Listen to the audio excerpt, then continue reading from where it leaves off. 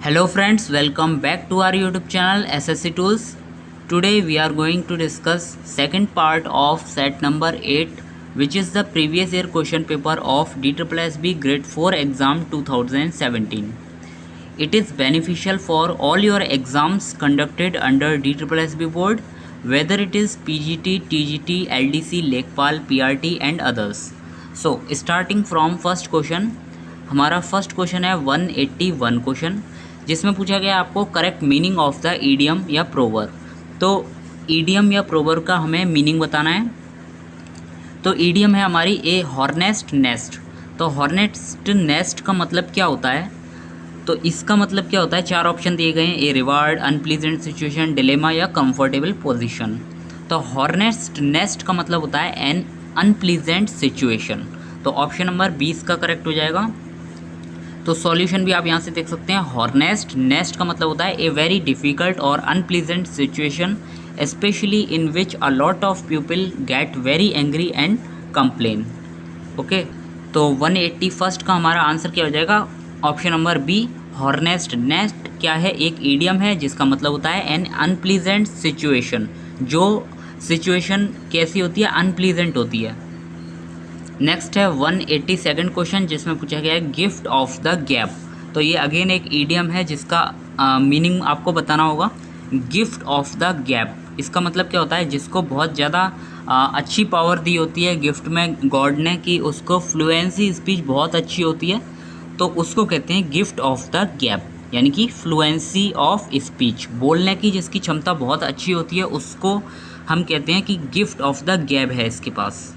तो यहाँ से आप इसका सॉल्यूशन भी देख सकते हैं। गिफ्ट ऑफ द गैप क्या है? एक ईडियम है जिसका अर्थ होता है फ्लुएंसी ऑफ स्पीच और ability to speak to other in a self assured persuasive manner. मतलब बोलने में बहुत ज़्यादा स्पष्टता हो या वाक्पटुता हो, उसको कहते हैं गिफ्ट ऑफ द गैप।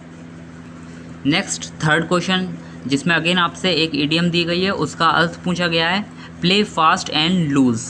तो जल्दी जल्दी खेलना और हार जाना। प्ले फास्ट एंड लूज़ का मतलब क्या होगा? यहाँ आप चार ऑप्शन देख सकते हैं। Ignore, deceive, to be obstinate या फिर टू बी इनकन्सिस्टेंट। तो इसका ऑप्शन नंबर डी करेक्ट होगा, इनकन्सिस्टेंट। टू बी इनकन्सिस्टेंट मतलब to play fast and loose का मतलब होता है टू बी इनकन्सिस्टेंट। इनकन्सिस्टेंट यानी कि मतलब टिके ना रहना, उसको कहते हैं इनकन्सिस्टेंट। तो इसका अर्थ क्या हो जाएगा प्ले फास्ट एंड लूज का? टू हैव इररेस्पॉन्सिबल और इमोरली, यानी कि गैर जिम्मेदार। तो गैर जिम्मेदार जो होता है उसको कहते हैं प्ले फास्ट एंड लूज, जल्दी से खेला और निकल लिया। तो टू बी इनकन्सिस्टेंट जो लगातार नहीं चलता है, तो उसको कहते हैं इररेस्पॉन्सिबल पर्सन या इमोरली। तो गैर जिम्मेदार जो होता है उसको कहते हैं प्ले फास्ट एंड लूज या फिर इनकन्सिस्टेंट। नेक्स्ट फोर्थ क्वेश्चन हमारा, इसमें हमें क्या करना होगा? Select the word which best describes the meaning of the given sentence which can suitable for the sentence. तो यहाँ हमें एक सेंटेंस दिया गया है जिसके लिए हमें वन वर्ड यहाँ से छांटना होगा। तो क्वेश्चन नंबर फोर्थ है हमारा, इंट्रोडक्टरी पार्ट और लाइन्स टू ए डिस्कोर्स और प्ले। यानी कि किसी भी खेल या फिर किसी भी ड्रामा का क्या हो इंट्रोडक्टरी पार्ट या लाइन्स क्या कहलाता है? तो यहाँ से आप चार ऑप्शन देख सकते हैं। तो यानी कि ऑप्शन नंबर हमारा सी करेक्ट हो जाएगा, प्रोलॉग। प्रोलॉग क्या होता है? तो यहाँ आप देख सकते हैं प्रोलॉग का अर्थ। प्रोलॉग जो होता है वो क्या होती है? इंट्रोडक्टरी पार्ट और लाइन्स टू ए डिस्कोर्स और प्ले, जिसको हम हिंदी में क्या कहते हैं? प्रस्तावना। तो प्रस्तावना को प्रोलॉग कहते हैं। और प्रोलॉग की इंग्लिश क्या हो सकती है? तो ये सेंटेंस में हम अगर इसको एक्सप्लेन करें तो इंट्रोडक्टरी पार्ट और लाइन होता है ये जो डिस्क्राइब करता है पूरे प्ले को या डिस्कोर्स को, तो उसको हम प्रोलॉग या प्रस्तावना कहते हैं।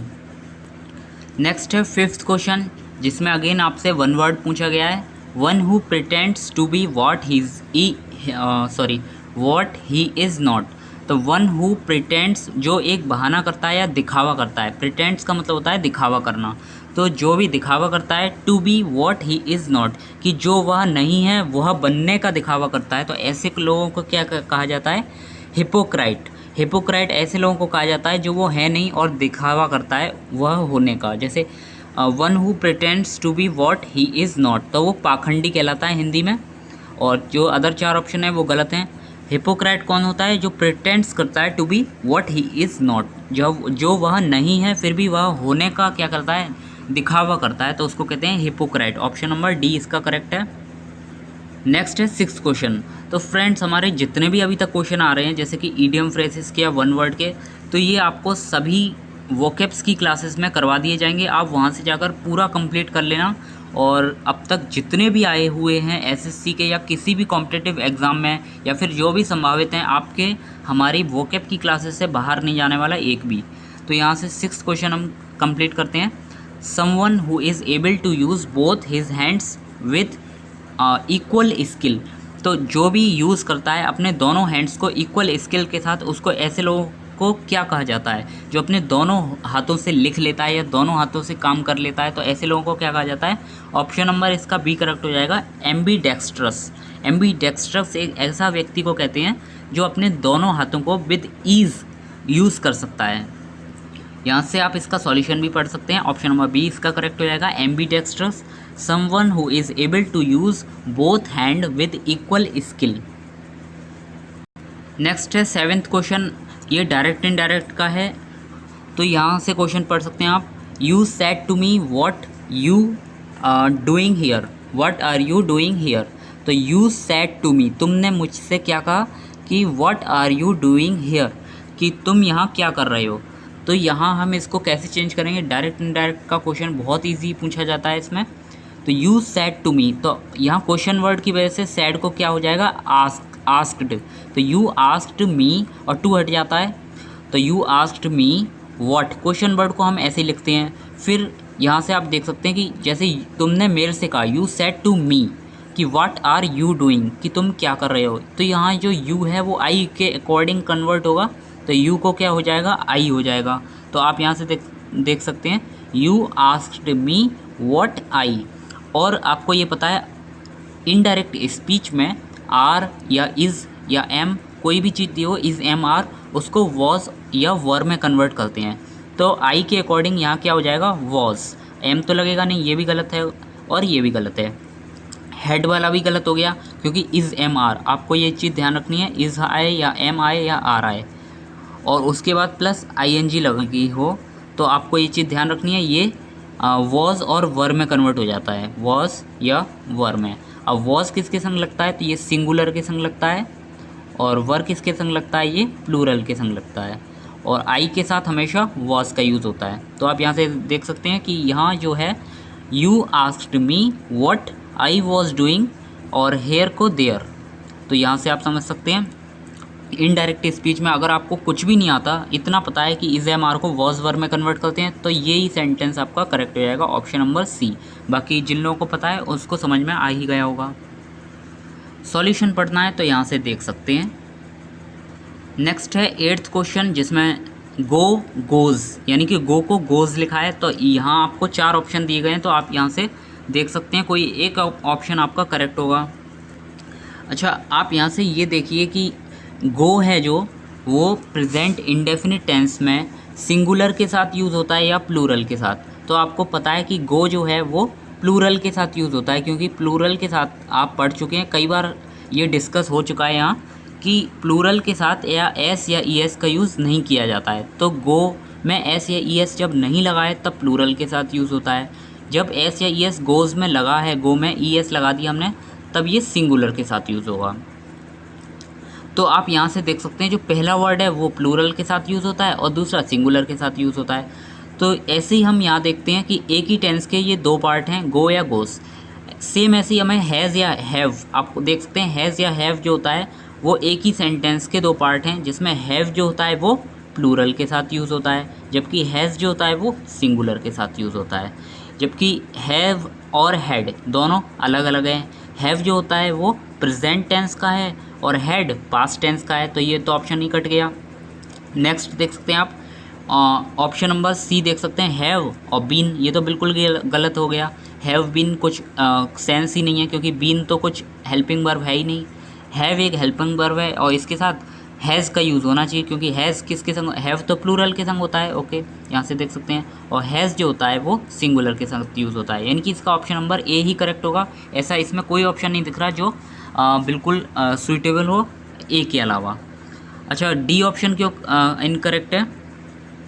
तो सबसे पहले तो आप यहाँ से सॉल्यूशन पढ़ सकते हैं।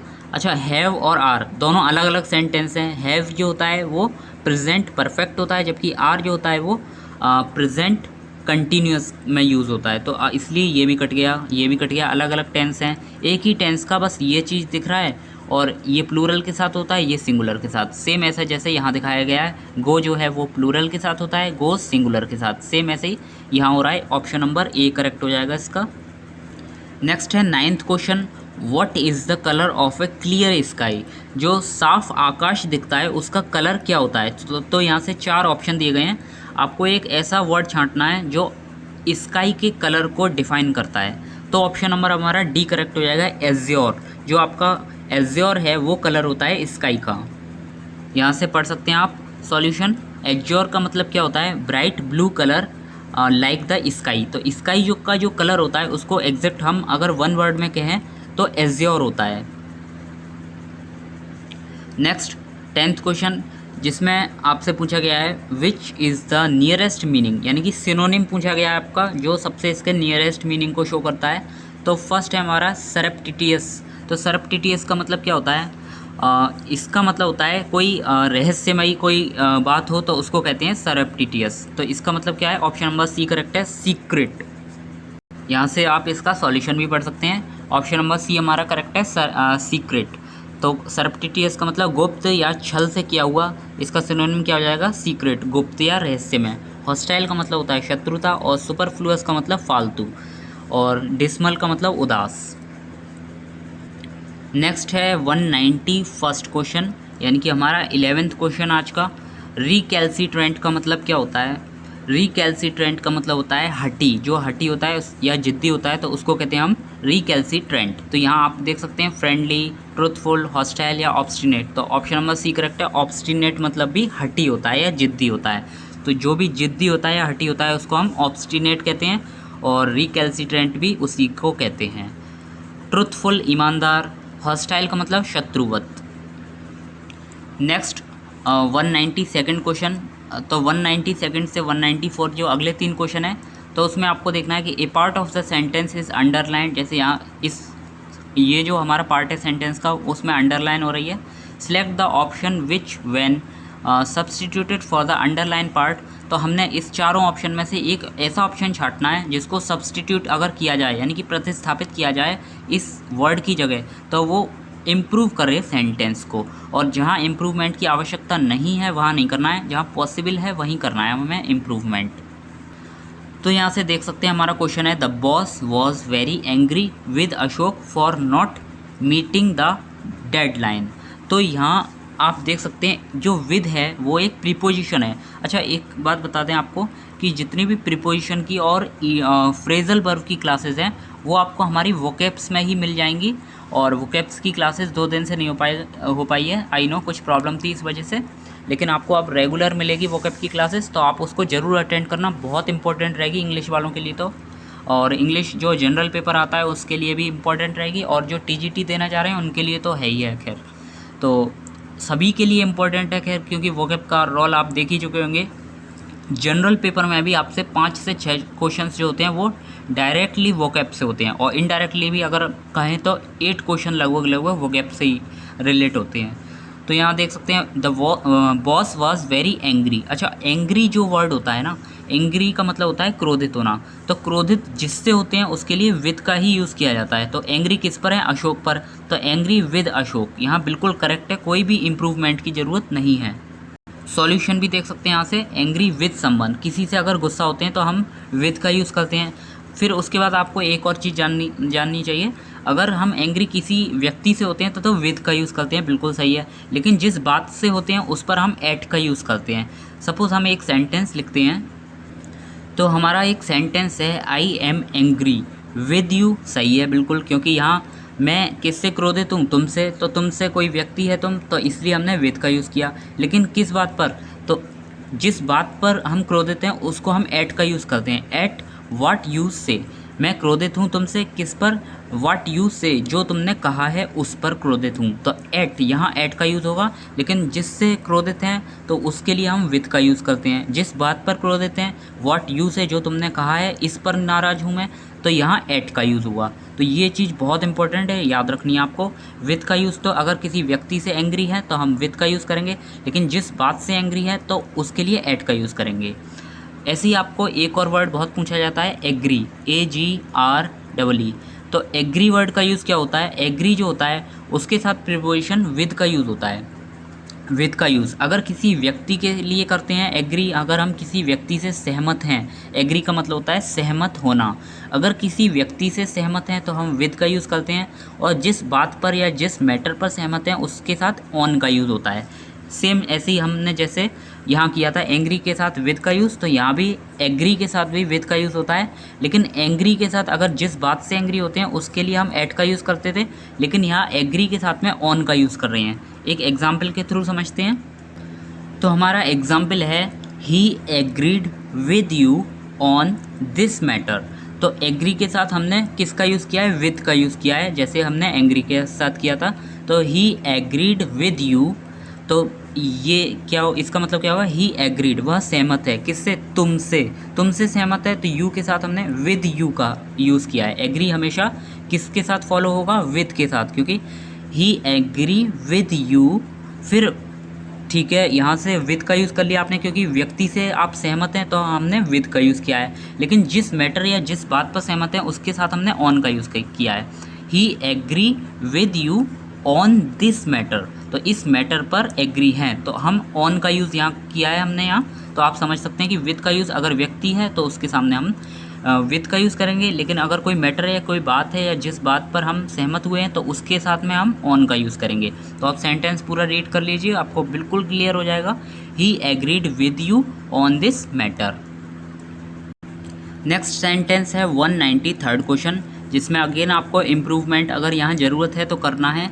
The success of this project depends on they finishing the work on time. तो यहाँ क्या आएगा देख सकते हैं आप, the success of this project, तो इस प्रोजेक्ट की जो सक्सेस है वो डिपेंड करती है किस पर, depend on they finishing the work on time, यानी कि उनके समय पर जो काम है वो फिनिश करने पर इस प्रोजेक्ट की सक्सेस इस पर निर्भर करती है कि वो इस काम को समय पर कर पाते हैं या नहीं। तो यहाँ आप इसका जो सॉल्यूशन है देख सकते हैं, यहाँ अंडरलाइन दे पर और फिनिशिंग पर हो रही है। अगर हमें इम्प्रूवमेंट की ज़रूरत है, they finishing the work on time, आपने कभी ऐसा सेंटेंस नहीं देखा होगा दे के बाद डायरेक्ट हमने ING यूज़ कर दिया है, they finishing the work on time. तो उनके जो प्रोजेक्ट पर का जो है सही समय पर अगर वो कर लेते हैं उस प्रोजेक्ट का काम, तो उस प्रोजेक्ट की जो है सक्सेस वो इस बात पर डिपेंड करती है। तो the success of this project किस पर डिपेंड करती है, on their finishing the work on time, यानी कि ऑप्शन नंबर सी आपका करेक्ट हो जाएगा। यहाँ से आप देख सकते हैं, तो ऑप्शन नंबर डी हमारा करेक्ट है, दे फिनिशिंग के स्थान पर देयर फिनिशिंग का प्रयोग होगा। और यहाँ आप देख सकते हैं the success of this project, इस प्रोजेक्ट की जो सक्सेस है वो डिपेंड करती है कहाँ, their finishing the work on time, कि उनके समय पर काम करने पर, तो their finishing the work on time.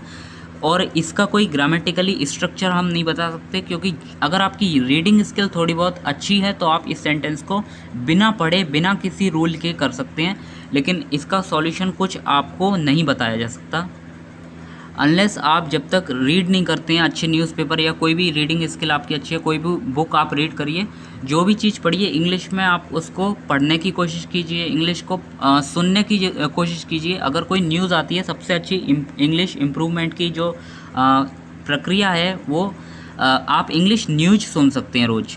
तो इंग्लिश न्यूज़ अगर आपको समझ में नहीं आती है तो आप सुनिए ज़रूर उसको, रोज़ 10 मिनट 15 मिनट जितना भी आप निकाल पाएंगे। उससे क्या होगा, आपको न्यूज़ सुनने की भी हैबिट पड़ेगी, ऊपर से इंग्लिश की भी आपकी स्किल इम्प्रूव होगी, इंग्लिश आपकी सुनने की हैबिट बढ़ेगी, सेंटेंस मेकिंग क्लियर होगा आपका। तो अगर बात करें इस क्वेश्चन की, तो सक्सेस ऑफ दिस प्रोजेक्ट किस पर डिपेंड करती है, their finishing the work on time, कि उनके लिए हम देयर का यूज़ करते हैं कि उनके समय पर कार्य करने पर, तो their finishing the work on time. Next है 194th क्वेश्चन। अगेन आपको इम्प्रूवमेंट दिखना होगा इसमें, अंडरलाइन पार्ट का इम्प्रूवमेंट कर सकते हैं या नहीं।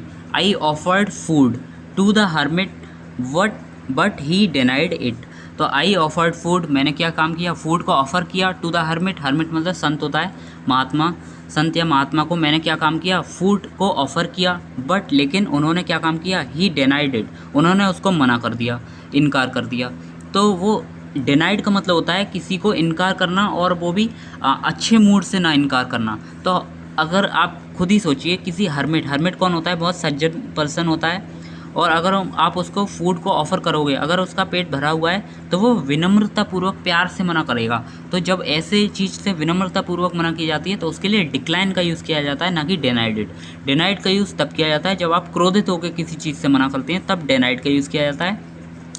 और अगर आप बहुत फूड को कहीं धक्का तो मार नहीं देंगे, कोई फूड लेके आएगा कि नहीं मुझे नहीं चाहिए, तो इसलिए यहाँ डिक्लाइन का यूज़ होगा। डिक्लाइन का मतलब प्यार से मना करना। और नेग्लेक्टेड का मतलब जो होता है वो फेल होता है, नेग्लेक्टेड मतलब फेल्ड, तो यहाँ इसका यूज़ नहीं होगा, नेग्लेक्टेड का मतलब नहीं होगा। और इम्प्रूवमेंट की आवश्यकता यहाँ ज़रूर है, ये ऑप्शन आपका यहाँ करेक्ट हो जाएगा। सॉल्यूशन भी आप यहाँ से देख सकते हैं, डिनाइड के स्थान पर डिक्लाइन का यूज़ होगा, क्योंकि विनम्रतापूर्वक मना करना का यूज़ यहाँ होता है। तो हर्मिट जो है उसने खाने को विनम्रतापूर्वक मना किया होगा, इसलिए यहाँ डिक्लाइन का यूज़ हुआ है। तो डिक्लाइन का मतलब आप यहाँ देख सकते हैं, टू रिफ्यूज़ पोलाइटली, मतलब बहुत विनम्रता से किसी चीज़ को मना करना। नेक्स्ट है 95th यानी कि 195th क्वेश्चन, जिसमें select the sentence which is grammatically correct. 4 sentence दिए गए हैं जो करेक्ट है ग्रामेटिकली, जिसमें मिस्टेक नहीं है, वो छांटने आपको। 195 से 197 इस टाइप की क्वेश्चन है। My brother had left for Germany last week. अच्छा, लास्ट वीक आप देख सकते हैं इसमें सभी में लगा हुआ है। तो अगर आपको इस तरह के वर्ड्स मिले, आप ध्यान रखना, ये बहुत इंपॉर्टेंट जो चीज़ है। येस्टरडे ये वर्ड मिले आपको, लास्ट वीक, लास्ट मंथ, कुछ भी मिले, लास्ट वीक या मंथ, लास्ट मंथ, या फिर लास्ट डे, या फिर कुछ भी, लास्ट नाइट, ऐसा कुछ भी वर्ड मिले, जब भी आपको ये चीज़ मिले, yesterday, last week, last month, last day, last night, अगर इस तरह के वर्ड्स आपको मिलते हैं तो आपको बिना देखे आंख बंद करे सेकंड फॉर्म, वर्ब की सेकंड फॉर्म का यूज़ कर देना है, वर्ब की सेकंड फॉर्म का यूज़ कर देना है। तो यहाँ आप देख सकते हैं माई ब्रदर, यहाँ लीव, लीव जो होता है वो फर्स्ट फॉर्म होती है, और लीव की सेकंड फॉर्म क्या होती है, लेफ़्ट, और थर्ड फॉर्म भी लेफ़्ट। तो यहाँ सेकंड फॉर्म लेफ़्ट का यूज़ करना है। तो यहाँ देख सकते हैं हेड का यूज़ नहीं होगा, हैज़ का यूज़ नहीं होगा, लेफ़्ट का यूज़ होगा और लेफ़्ट का यूज़ होगा। तो इज़ लेफ़्ट ये गलत है, क्योंकि इज़ एम आर का यूज़ भी नहीं करना है, केवल आपको सेकंड फॉर्म लेफ़्ट का यूज़ करना है। तो my brother left for Germany last week, तो ऑप्शन नंबर डी करेक्ट हो जाएगा इसका। बिना देखे आपको अगर last week, last month, last year कुछ भी लिखा जाए या येस्टरडे लिखा जाए, तो आपको वर्ब की सेकंड फॉर्म का यूज़ कर देना है सिंपली, यानी कि आपको पास्ट इंडेफिनिट टेंस में उस सेंटेंस को बना देना है, यानी कि ऑप्शन नंबर डी करेक्ट है, सेकंड फॉर्म का यूज़ कर देना है आपको लास्ट अगर लिखा जाए तो। यहाँ इसने कुछ सॉल्यूशन दिया है तो आप ये भी पढ़ सकते हैं, बट आपको मोस्ट जो फेवरेबल ट्रिक है वो बता दी गई है, लास्ट वीक, लास्ट मंथ, कुछ भी आ जाए सेकंड फॉर्म का यूज़ कर दीजिए बिना देखे। नेक्स्ट है 196 क्वेश्चन। अगेन आपको इम्प्रूव करना होगा सेंटेंस जो ग्रामेटिकली करेक्ट है उसको देखना होगा।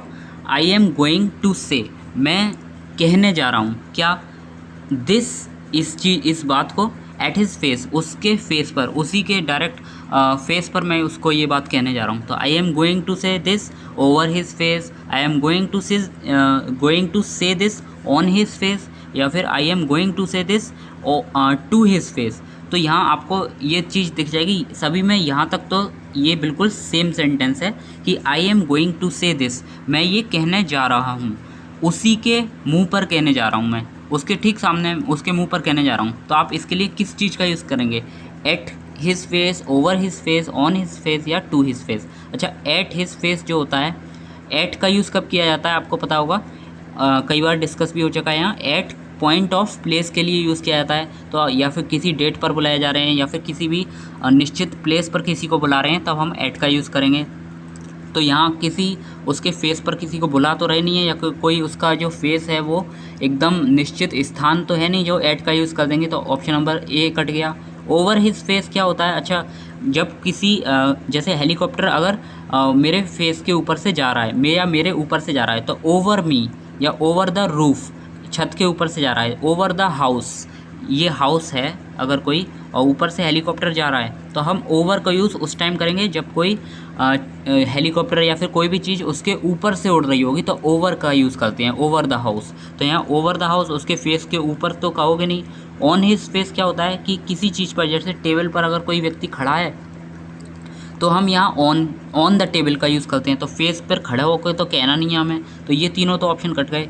आई am going to say this to his face, कि उसके फेस पर ही डायरेक्ट मैं कहने जा रहा हूँ, तो दिस टू हिज फेस, तो यहाँ ऑप्शन नंबर डी करेक्ट है, टू हिज फेस का यूज़ होता है।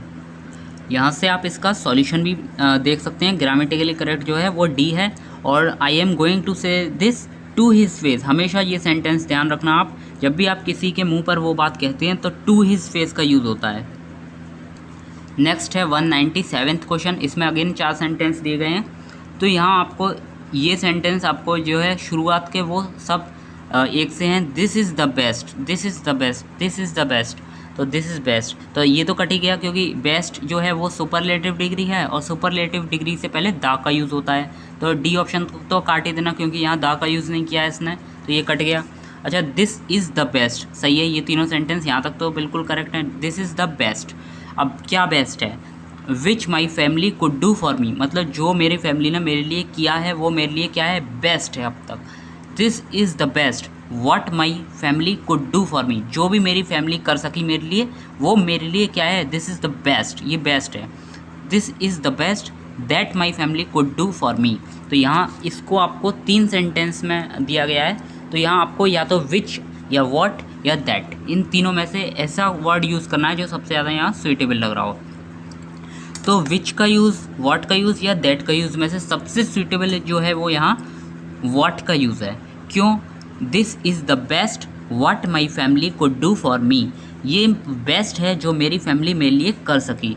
तो यहाँ जो कोई भी काम है तो हम यहाँ व्हाट का यूज़ करेंगे, विच का यूज़ नहीं करेंगे। कोई अगर यहाँ कोई विच के बाद कोई ऑब्जेक्ट होता, जैसे विच एप्पल या फिर विच फ्रूट, तब हम विच का यूज़ करते हैं, लेकिन विच के बाद डायरेक्ट कोई वर्क दिया गया है कि which my family could do for me, जो भी मेरी फैमिली मेरे लिए जितना भी कर बनता सकता था, उनके लिए जितना भी बन सकता था उन्होंने मेरे लिए किया, वो बेस्ट किया। तो यहाँ व्हाट का यूज़ करेंगे, क्योंकि जो भी वर्क हुआ है मेरी फैमिली के द्वारा जो भी कर सकी है, तो इसके लिए हम व्हाट का यूज़ करते हैं, ना कि दैट का यूज़ या फिर विच का use. Option number B correct है। आपको सेंटेंस मेकिंग आनी चाहिए, बार बार पढ़ेंगे आपको बिल्कुल समझ में आएगा व्हाट का यूज़ हुआ है, और यही बिल्कुल करेक्ट है, आपको भी यही करना होगा। सॉल्यूशन भी पढ़ सकते हैं आप यहाँ से। तो सही वाक्य क्या होगा? This is the best what my family could do for me, जो मेरी फैमिली ने मेरे लिए किया वो क्या है? मेरे लिए बेस्ट है, what my family could do for मी। अच्छा, एक सेंटेंस लिखा है, this is the best laptop, ये बेस्ट लैपटॉप है। यहाँ आपको बेस्ट लैपटॉप दिख गया ना, तो यहाँ हमने विच का यूज़ किया है, which my family could bring for me. हमने ऊपर विच का यूज़ क्यों नहीं किया था? क्योंकि यहाँ दिस इज़ द बेस्ट के बाद कोई भी ऑब्जेक्ट ऐसा नहीं था जो यहाँ लिखा हो, बट यहाँ आप देख सकते हैं दिस इज़ द बेस्ट। क्या बेस्ट?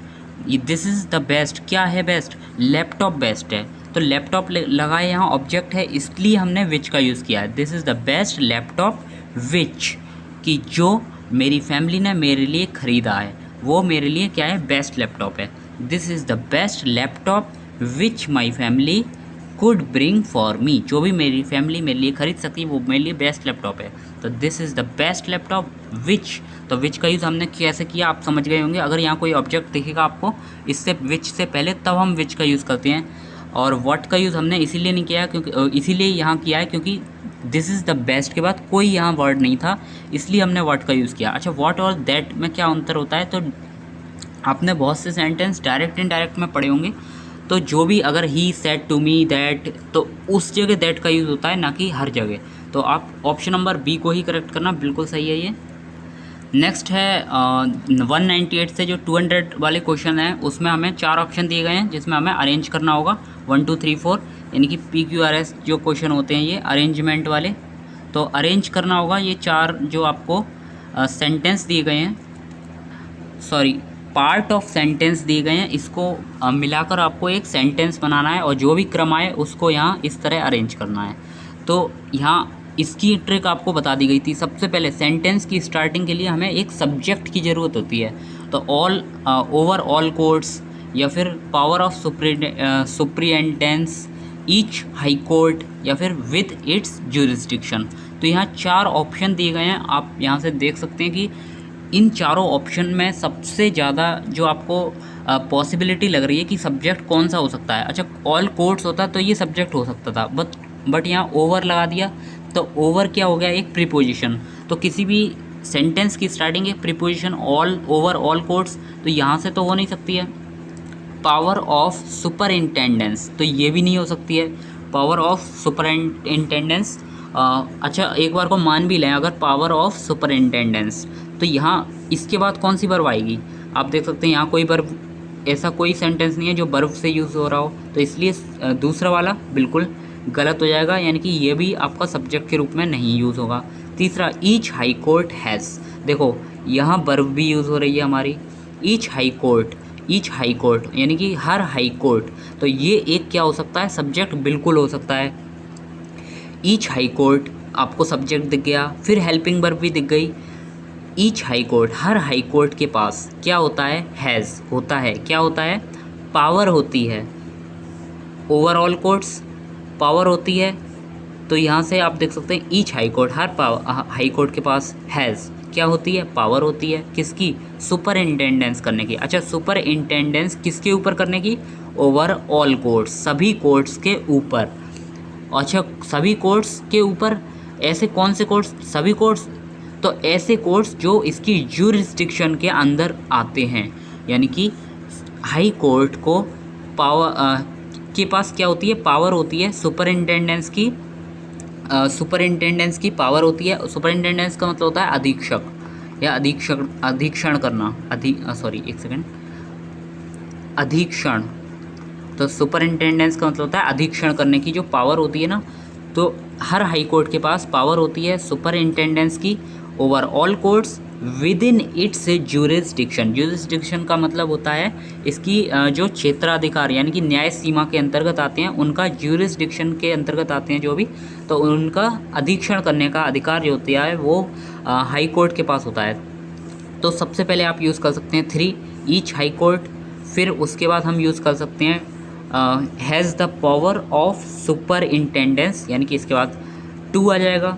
फिर सुपरिंटेंडेंस किसके ऊपर, ओवर ऑल कोर्ट्स, तो 1 आ जाएगा। विद इन इट्स ज्यूरिसडिक्शन, जो भी ऑल कोर्ट्स जो इसके क्षेत्राधिकार के अंतर्गत आते हैं, सभी कोर्ट्स नहीं, ऐसे सभी कोर्ट्स जो इसके क्षेत्राधिकार के अंतर्गत आते हैं। तो over all courts with in is jurisdiction, with in its jurisdiction होगा, इस गलत है यहाँ, इट्स ज्यूरिसडिक्शन, जो भी इसके ज्यूरिसडिक्शन यानी कि न्याय क्षेत्र के अंतर्गत आते हैं वो। तो 3, 2, 1, 4। अब देख सकते हैं यहाँ कौन सा ऑप्शन करेक्ट है, 3, 2, 1, 4, ऑप्शन नंबर डी आपका करेक्ट हो जाएगा। तो यहाँ से आप देख सकते हैं। अच्छा, इन सेंटेंसों में जो भी आपके सेंटेंस रीअरेंजमेंट के होते हैं उसमें आप कोशिश किया कीजिए, क्योंकि मोस्टली अगर आपके अगर 3 क्वेश्चन पूछे गए हैं तो 2 क्वेश्चन आपको बिल्कुल इजी पूछे जाते हैं।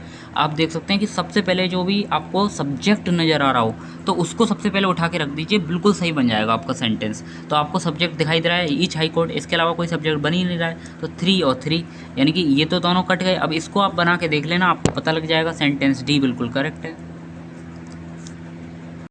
नेक्स्ट है 199th क्वेश्चन, जिसमें अगेन आपको रीअरेंज करना है सेंटेंस के। ये 4 पार्ट्स दिए गए हैं। तो अगेन आप ये देखिए, कोशिश कीजिए यहाँ सब्जेक्ट आपको क्या दिख रहा है, किस सब्जेक्ट से हम सेंटेंस की स्टार्टिंग कर सकते हैं। एंड से तो कभी हो ही नहीं सकती, एंड से हो ही नहीं सकती। तो ये 2 बचे, around 90% of the world's cut and polished diamonds, बिल्कुल हो सकती है यहाँ से। Around 95% of the world's cut and polished diamond, मतलब पूरे जो वर्ल्ड का 95% जो कट और पॉलिश्ड जो डायमंड पीसेस हैं इंडिया प्रोड्यूसेस, नहीं। अगर हमारा स्टार्टिंग 4 से करनी थी हमें, around 95% of the world's cut and polished, मतलब पूरे वर्ल्ड का अगर 95% कट मतलब काटे गए और पॉलिश किए गए डायमंड के पीसेस का प्रोडक्शन होता है, तो around 95% of the world's cut and polished diamond pieces are produced, इस तरह का सेंटेंस होता, आर प्रोड्यूस किए जाते हैं इन इंडिया, इंडिया में, तब तो हम स्टार्ट कर सकते थे 4 से, लेकिन आपको यहाँ सब्जेक्ट दिख रहा होगा इंडिया बिल्कुल अच्छा परफेक्ट सब्जेक्ट हो सकता है सेंटेंस को स्टार्ट करने के लिए। तो यहाँ सभी में आप देख सकते हैं, पहली बात तो स्टार्टिंग ही 3 से हुई है, तो हमें सोचना ही नहीं है।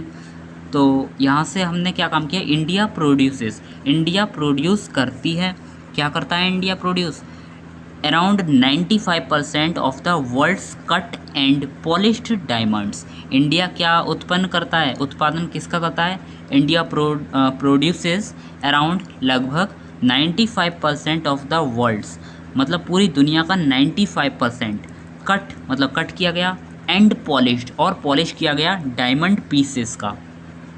इसके अलावा एंड बाई कैरेट वेट, तो इसका प्रोडक्शन करता है। तो यानी कि सेंटेंस अगर हम स्टार्ट करें तो 3 से इंडिया प्रोड्यूस करता है। अब क्या प्रोड्यूस करता है, कैसे प्रोड्यूस करता है, और तो यहाँ देख सकते हैं 4 सेंटेंस, इंडिया प्रोड्यूस करता है अराउंड 95%, यानी कि इसके बाद 4 हो जाएगा, लगभग 95% ऑफ द वर्ल्ड्स, पूरे दुनिया का cut and polished diamond pieces, तो यानी कि इसके बाद 2 आ जाएगा, लास्ट में बचा 1, तो 2 4 2 1 इसका बिल्कुल करेक्ट है। तो यहाँ से कौन सा 2 4 2 1 sorry, option number B correct हो जाएगा इसका।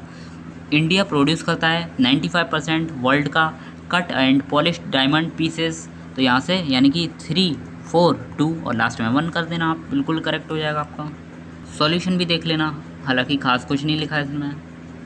नेक्स्ट है हमारा लास्ट क्वेश्चन, 200 नंबर का क्वेश्चन, जिसमें अगेन आपको 4 ऑप्शन दिए गए हैं। तो इसमें 4 ऑप्शन में से आपको सेंटेंस को रीअरेंज करना होगा। तो यहाँ से देख सकते हैं, आपको वैसे तो हमें सब्जेक्ट को ढूंढना होता है, ठीक है, सेंटेंस की जो स्टार्टिंग होती है वो सब्जेक्ट से कर सकते हैं, फिर उसके बाद सेंटेंस को बना के भी देख सकते हैं हम। लेकिन कुछ सेंटेंस ऐसे होते हैं जिसमें सब्जेक्ट नहीं होता है, असली सेंटेंस मेकिंग आप यहीं से सीख जाएंगे, PQRS आपका एक भी गलत नहीं होगा ये सेंटेंस अगर आपने सीख लिया तो इस सब्जेक्ट में एंगेज्ड इन एग्रीकल्चर, बिल्कुल यहाँ से कोई सब्जेक्ट है ही नहीं। 70% कभी कोई सेंटेंस 2 से स्टार्ट होगा ही नहीं। एट अराउंड 60% कंपेयर्ड, नहीं, बिल्कुल नहीं। अगर हम यहाँ से स्टार्ट कर दें एट अराउंड 60%, मतलब लगभग 60% कंपेयर्ड, नहीं, बिल्कुल स्टार्ट नहीं हो सकता यहाँ से। यानी कि 4 से ही स्टार्ट होगा, इन इंडिया, कि इंडिया में एज ए होल, अगर इंडिया को पूरी तरह से लिया जाए एक साथ, तो the share of labour force, तो लेबर फोर्स का जो शेयर है। अच्छा, आपको सब्जेक्ट, पहला सेंटेंस तो आ गया कि पहला सेंटेंस हमें सब्जेक्ट लेना होता है, और सब्जेक्ट ना दिया हो, जैसे कि आप देख सकते हैं कि यहाँ स्टार्टिंग एंगेज्ड वर्ब से या 2 से या 8 से, और सेंटेंस को पढ़ के देख सकते हैं। तो यहाँ अगर कोई सेंस नहीं लग रहा है तो इन तीनों में से किसी से भी सेंटेंस मेकिंग जो है हमारी स्टार्ट नहीं हो सकती है। तो स्टार्ट जो है वो इन इंडिया, इंडिया में एज ए होल, अगर इंडिया को पूरा एक साथ लिया जाए तो शेयर ऑफ लेबर फोर्स, तो लेबर फोर्स का जो शेयर है। अब यहाँ से आपको सीखना है कि सेंटेंस के बाद अगला सेंटेंस किस तरह लिया जाता है। तो आपको ये चीज़ देखनी होती है, जो लास्ट वर्ड है लेबर फोर्स, लेबर फोर्स के बारे में इन चारों में से किस सेंटेंस में कहा गया है, इन तीनों में से, सॉरी, ये तो फर्स्ट हो गया हमारा फर्स्ट सेंटेंस कि इंडिया को अगर पूरे होल एक रूप में लिया जाए, पूरी एक कतार में लिया जाए पूरे इंडिया को, तो शेयर ऑफ लेबर फोर्स, तो लेबर फोर्स का अगर शेयर की बात करें तो लेबर फोर्स के अगर शेयर की बात करें तो यहाँ लेबर फोर्स के बारे में इस सेंटेंस में तीनों 1 2 3 में किस सेंटेंस में कहा गया है, तो वो सेंटेंस आपको देखना है जो लेबर फोर्स से रिलेशन रख रहा है। तो आई होप आपको ये चीज़ क्लियर हो गई होगी कि अगला सेंटेंस हमें कैसे लेना होता है। तो इंडिया को अगर हम पूरे होल एक रूप में लें तो शेयर ऑफ लेबर फोर्स, अब कैसी लेबर फोर्स, लेबर फोर्स जो एंगेज्ड है इन एग्रीकल्चर, जो एग्रीकल्चर में व्यस्त है, जो एग्रीकल्चर में लगी हुई है। तो लेबर फोर्स के बारे में कहा गया है लेबर फोर्स जो एग्रीकल्चर में लगी हुई है। तो यहाँ 4 के बाद क्या आ जाएगा 1, क्यों आया आप समझ गए होंगे कि लेबर फोर्स के बाद जो भी इसके बारे में कहता है डायरेक्टली, तो वो ही सेंटेंस हमें इसके बाद रखना पड़ता है। तो इंडिया को एज ए होल अगर लेबर फोर्स की बात करें तो लेबर फोर्स जो एंगेज्ड है एग्रीकल्चर में स्टिल रिमेन्स, अभी भी बनी हुई है, क्या बनी हुई है, शेयर जो है अभी लेबर फोर्स का, ऐसा लेबर फोर्स जो अभी भी एग्रीकल्चर में लगा हुआ है, स्टिल रिमेन्स, उसका शेयर जो है आज भी कैसा है, एट अराउंड 60%, केवल 60%। सॉरी एट अराउंड 60%, लगभग 60%। एट अराउंड का मतलब होता है लगभग, केवल नहीं, लगभग 60% है कंपेयर्ड टू 70% ड्यूरिंग 1951। यानी कि अगर 1951 से कंपेयर किया जाए तो 1951 में कितना था, 70% लेबर था जो एग्रीकल्चर में एंगेज था। लेकिन आज कितना है, 60% आज भी है। किसका शेयर, किसका शेयर, लेबर फोर्स का शेयर। लेबर फोर्स कौन सी, जो एग्रीकल्चर में एंगेज्ड है, उसका जो शेयर है वो स्टिल अभी कैसा बना हुआ है, स्टिल रिमेन्स 60%। और 60% कंपेयर्ड टू 70% ड्यूरिंग 1951। अगर 1951 से कंपेयर किया जाए तब। तो यहाँ से देख सकते हैं सबसे पहला, in India as a whole the share of labour force. तो लेबर फोर्स कौन सी, उसके बाद एंगेज्ड इन एग्रीकल्चर, यानी कि उसके बाद सॉरी 4 के बाद 1 आ जाएगा। एंगेज्ड जो है एग्रीकल्चर में, और तो उसका जो शेयर है वो शेयर कैसा है, स्टिल रिमेन्स, अभी भी कितना बना हुआ है, तो एट अराउंड 60% कंपेयर्ड। तो 60% कंपेयर टू, कंपेयर के बाद आपको पता है 2 का यूज़ होगा, तो कंपेयर टू 70% ड्यूरिंग 1951। तो ये चीज़ 4132 बन के आया। तो 4132 यहाँ से ऑप्शन नंबर ए करेक्ट हो जाएगा। वैसे तो आप ऐसे, अगर आपको बिल्कुल समझ में आया होगा वैसे तो आप ऐसे कर सकते हैं। लेकिन अगर आपको ऐसे नहीं आ रहा है, तो आपने अगर 1-2 सेंटेंस भी देख लिए हैं कि हाँ इसके बाद ये आएगा, तो आप यहाँ से डायरेक्ट चले जाइए कि इसमें 41 आपको दिख गया था, तो 41 ऑप्शन केवल इसी में आ रहा है, तो यही करेक्ट हो जाएगा 41। ठीक है। और अगर इससे भी नहीं आ रहा है, तो आप चारों को सेंटेंस को, पहला सेंटेंस भी अगर आपको आ गया है 4 आएगा, तो आप इसको रीड करके देख लीजिए एक बार। 4132 को रीड करिए, फिर 4321 को रीड करिए। आपको जो